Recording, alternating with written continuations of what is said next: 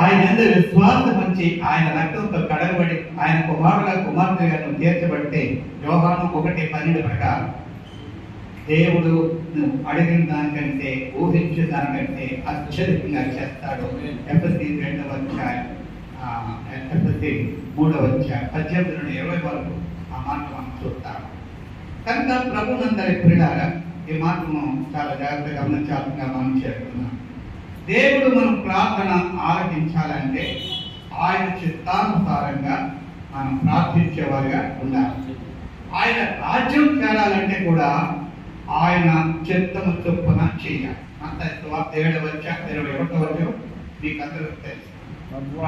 ప్రభువా నన్ను పిలిచి ప్రతివాడు పరలోక రాజ్యము చేరడు కానీ తండ్రి చిత్త ప్రకారం చేయవాడే. ఆయన చిత్త ప్రకారం అది చాలా ఇంపార్టెంట్. కాబట్టి ఇంతకీ మన మెయిన్ గోల్